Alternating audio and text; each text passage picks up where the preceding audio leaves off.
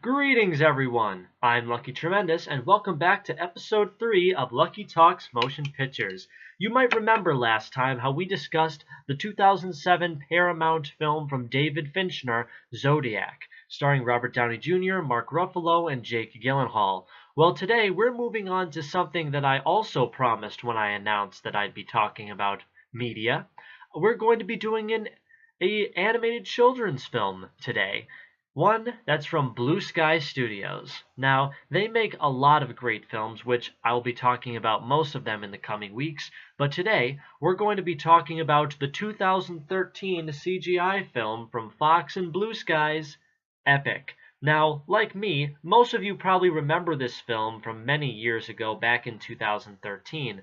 The film has a big ensemble cast. It's actually quite short though, only an hour and a half, so if you have a kid who really likes to watch animated things, this is the movie for you guys. The film is rated PG, so it's practically safe for any kid. The film stars, like I said, an ensemble cast comprising of Colin Farrell, Josh Hutcherson, Amanda Seyfried, Christoph Waltz, and some really awesome musical talent, including Beyonce Knowles, Steven Tyler, and, of course, Pitbull, Mr. Worldwide. Back in the day, he was one of my favorite singers, so to see him in a movie like this, it was all the more awesome. The film was made on a $93 million budget and comprised $268 million at the box office. It received mixed to positive reviews, unfortunately not enough to warrant a sequel. However, for what we got, it was actually pretty awesome. So, my friends, without further ado, let's dig into 2013's Epic. The film starts off where we meet the movie's main character, Mary Catherine, or MK. Sounds like the damsel in distress of a comic book, as she moves in with her very eccentric scientist father, Professor Bomba. Oh boy. Who has been searching for tiny humanoid soldiers called Leaf Men. They protect the forest that Bomba lives near from wicked creatures called Bogans, or whatever they're actually called, and their malevolent leader, Mandrake. An independent young soldier named Node, decides to quit, much to the ire of the no-nonsense Leafman leader, Ronan. Yeah, it's going to be one of those stories. Josh Hutcherson plays the kind of rebel young guy who says, I'm not all about this life. I'm just going to leave because I don't want the responsibility. But we all know by the end of the story, he's going to get his backbone back. Anyway, the Queen of the Forest, Queen Terra, played by Beyonce, must choose an heir to her throne and goes out to a field of leaf pods guarded by a laid-back slud named Mub and a wannabe leafman snail named Grub. These two are both played by Chris O'Dowd and Jason Sudeikis. I butchered that name so bad, I'm sorry. Immediately after she chooses a pod, the Bogans attack. Terra flees the area with the pod, and though her bodyguards do their best to protect her, they are soon overwhelmed by the sheer number of Bogans. Eventually, Ronan arrives for her, and the pair fly off on his hummingbird mount. Can I just say how awesome that is, by the way? The soldiers of this movie ride on hummingbirds, one of nature's most beautiful creatures. It's actually quite astounding, and the animation is really darn good. Blue Sky Studios got famous for making Ice Age, and their animation quality is always amazing. Not to mention the musical score is actually made by Danny Elfman. As you guys are probably unaware, Danny Elfman is one of the best music writers of the entire music industry, right up there in my opinion with John Williams. But anyway, back to the story. They are soon attacked by Mandrake and his son Dagda. Dagda is a really weird name and very confusing. However, Dagda is killed by Ronan but the former managed to shoot Terra beforehand. Oh crap. So, just to recap, guys, the son of the enemy is dead and the queen of the good guys is dead as well. Meanwhile, MK decides to leave after an argument with her father about his research, saying that he needs to quit because he's wasted so much of his life on basically nonsense. Before she can leave, though, the family dog Ozzy runs into the forest. He's half blind, so they have to take extra care of him. While looking for Ozzy, MK sees Terra falling. Dying, Terra gives her the pod and uses her magic to shrink her. She tells MK to take the pod to Nimgalu, a glowworm wizard who is a con artist, before she dies. And MK joins Ronan and the Leafmen along with Mub and Grub. These two actually start to fall in love with her after a while, if my memory serves me right. Ronan discovers that Nod has entered a race against other creatures and birds and bugs on birds. See, more bird races.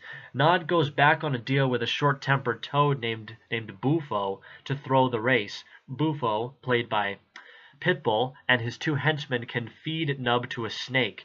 However, before that happens, Ronan intervenes and orders them to leave. A reluctant Node, whatever, joins him. MK, Mub, and Grub, after hearing about the Queen Terra's death, which Bufo overhears, Nod decides to join them.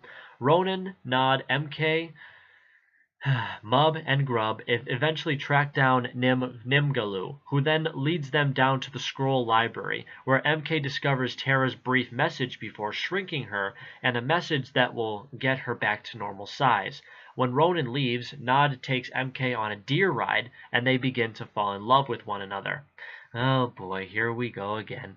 Meanwhile, Mandrake has had the Bulgans bring Bufo to him, finding out the location of the pod. Mandrake goes to Gimgalu's palace to steal the pod, which, if it blooms in darkness, will help Mandrake destroy the entire forest. He takes the pod and kidnaps Mub and Grub. Ronan scolds Nod for not being there to protect the pod. To get into Bogan territory undiscovered, MK, Nod, and Ronan set out to Bomba's house to get some disguises, remember Bomba's her father, where MK learns that the Leafmen have deliberately been leading her father off their trail. Her father sees that he has visitors and captures MK, fainting when he sees her so tiny. MK marks the location of Moonhaven on a map her father has made of the forest before rejoining Nod and Ronan. When they reach the Bogan land, Ronan distracts the Bogans while MK and Nod rescue Mub, Grub, and the pod. Mandrake discovers them and orders the Bogans to stop them. MK, Nod, Mub, and Grub escape alive, but Ronan sacrifices himself to ensure their escape. It's actually quite sad, to see Nod see the much better person than himself, the leader that he should have listened to all along, die for something so noble, which gives him the motivation to keep going. Before the full moon can sprout the pod into an evil tree at Moonhaven, Mandrake's bats block the light, causing the pod to begin sprouting in darkness.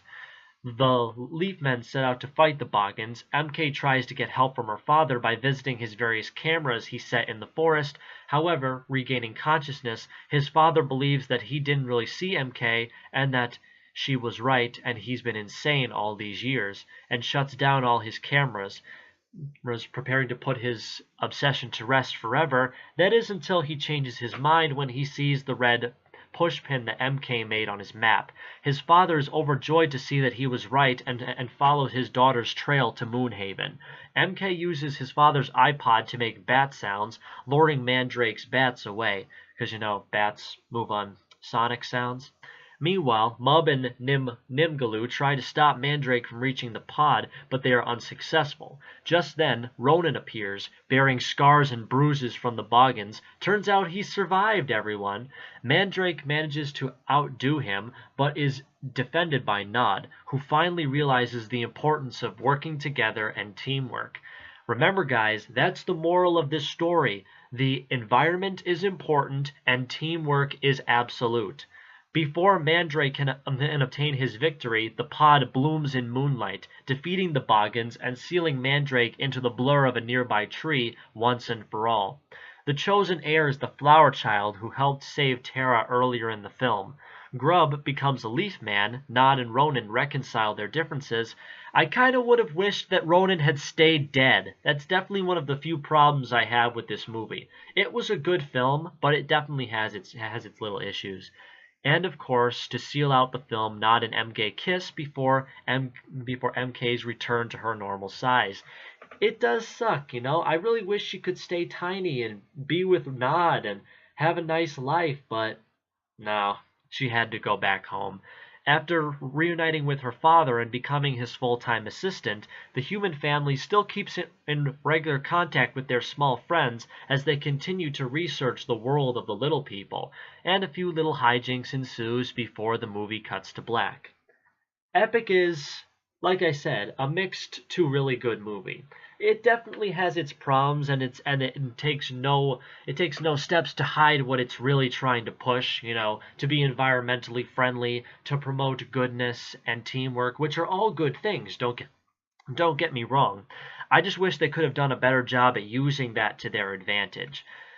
This film definitely took a lot of effort to get started. I mean, originally, the director was a designer and producer of the film Robots from 2009, and the film was originally going to be made by Pixar before it was picked up by Fox.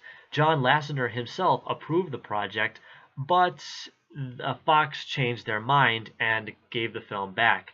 You see, it really does go to show that every film is always competing with each other, no matter what the circumstances. The film was nominated for several awards and only won one of them.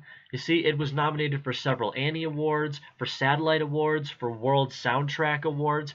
However, it did win one film. I mean, it did win one award, Best Sound Editing in an Animated Feature at the Motion Picture Sound Editor Awards in 2014. So, I don't think that a sequel will be made to Epic. But if it does, I will more than happily watch it. It's a very nice and charming film with a good cast, great animation, decent writing, a very average story, but I still had a lot of fun with it, even if it was just average to me. Thank you guys so much for watching my review of 2013's Epic.